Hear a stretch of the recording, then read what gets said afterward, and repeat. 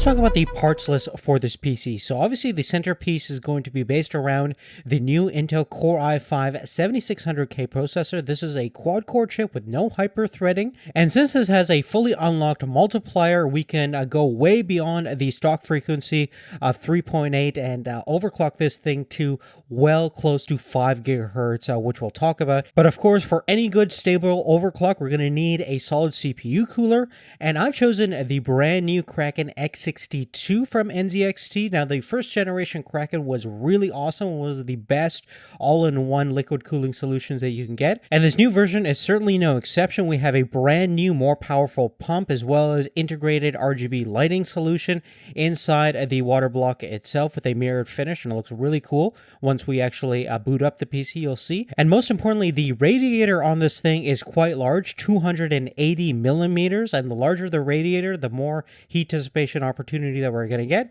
which is going to translate to overall better CPU overclocking performance. Now, moving on, the motherboard that we're going to be using is the GA Z270X Ultra gaming motherboard from Gigabyte. This supports both 7th and 6th generation Intel chips, and in addition to having all the latest connectivity and ports that you would require on a modern day PC, such as a support for USB 3.1 Gen 2, USB Type-C, a single M.2 and U.2 connection for all your high-speed SSD drives that you're going to connect to it, as well as a fully multi-zone RGB lighting system that is 100% customizable, which is going to be really cool integrated with all of the other parts that we're going to throw into this PC. Now, for the memory, we're going to be using Corsair's Vengeance LPX memory, specifically 2 modules, 8 gigabytes each, DDR4 giving us 16 gigabytes, clocked around 2400 megahertz. Now, certainly if your budget allows so, you can definitely get the higher performance memory, but for our purposes, 16 gigabytes,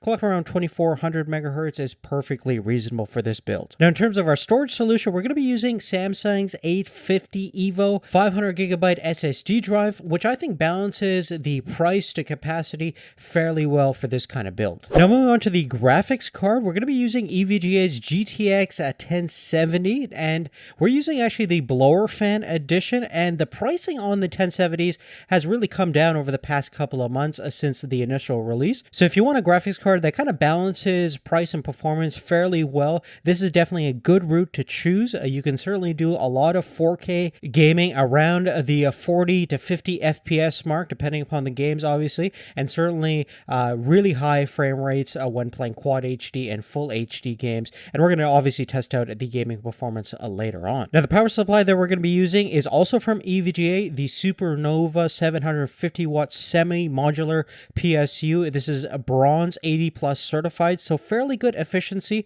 and an excellent price tag of under $70. And in terms of the chassis, we're going to be using the NZXT S340 Elite. We have the matte black version. There's also other color options available. And if you're a fan of PCs that have kind of a simple and minimalistic yet elegant look to them, this is a great platform to start out with. The overall fit and finish is outstanding. It has excellent cable management system and a large tempered glass side panel, so you can pretty much see right through the case at all times, which is going to be great since there's going to be some really interesting components going inside. And just to kind of tie things up, we're also using NZXT's Hue Plus intelligent fan controller, as well as the Air RGB fans from NZXT, which feature fluid dynamic bearings as well as winglet tips. So the operation volume should be fairly low while supplying enough airflow to keep everything at comfortable temperatures. And we're going to be pretty much using these fans exclusively inside our case. Now, when we add all of our hardware costs up, it comes to around $1589 for me specifically. Now, obviously, pricing will fluctuate depending upon where you are in the world and when you're purchasing some of these products, but generally our PC is just under $1,600. Now, let's get to the build process, and it should be fairly straightforward, so I'll see you in a little bit.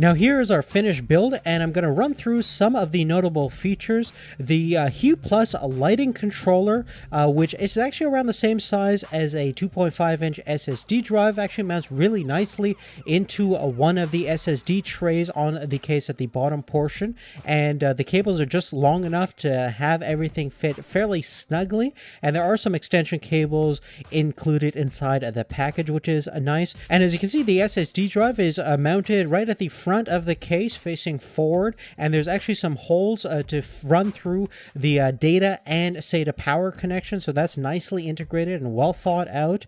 The fans themselves, as we mentioned before, we're using the Air RGB NZXT fans, and at the front of the case we have a dual 140mm fans for the radiator, and at the top and back of the case we're running the 120mm fans for exhaust. And with the RGB lighting inside the motherboard, the CPU cooler, and fans, you can pretty much custom configure the illumination options and the color scheme to whatever your heart's content, and there's infinite different ways that you can configure your PC to look in certain different scenarios. And the CAM software that actually comes with the NZXT package makes setting up the lighting configuration for the CPU water block and the fans really easy. You can actually synchronize the schemes so they work in unison together, or you can custom configure a specific setup based on whatever your desires. So I'm a huge fan of the X62 water block. Has this really nice, cool swirling effect that you can create, as well as there's a couple of different other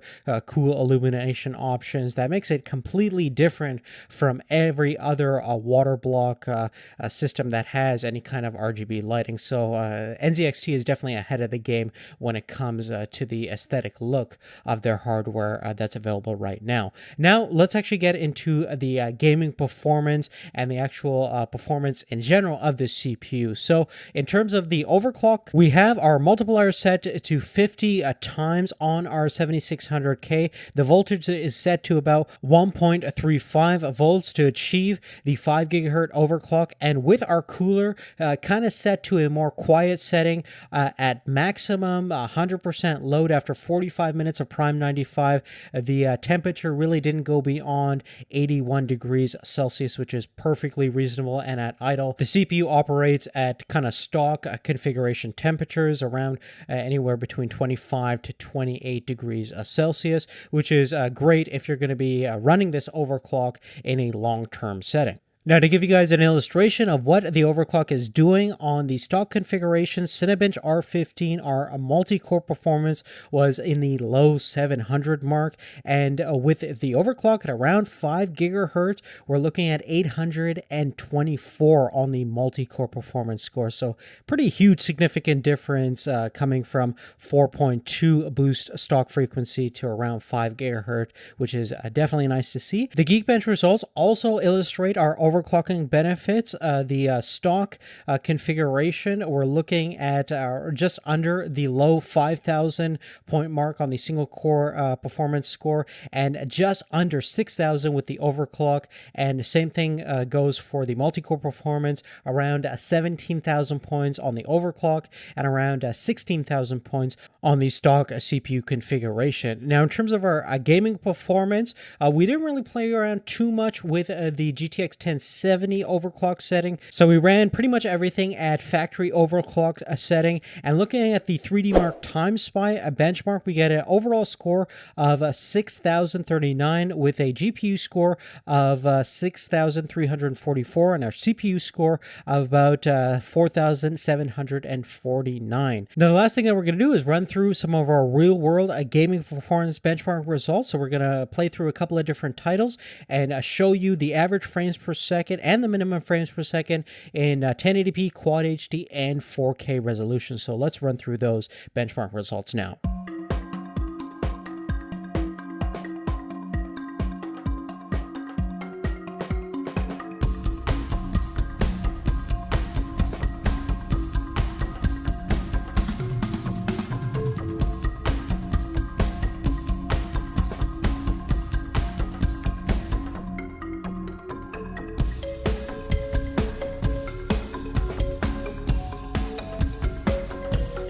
But really, other than that, guys,